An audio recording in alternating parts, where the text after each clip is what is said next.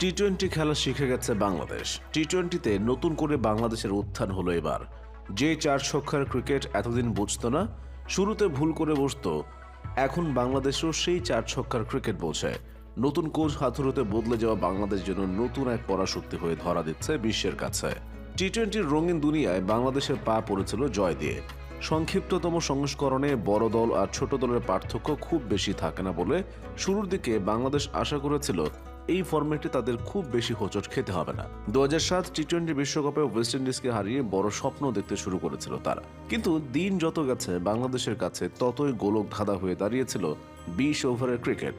সেই ধাঁধা এখন অতীত। বাংলাদেশ যে জিততে শিখে গেছে, ইংল্যান্ডকে নাকানি চুবানি খাওয়ানোর পর আইরিশদের টুটি চেপে ধরল তারা।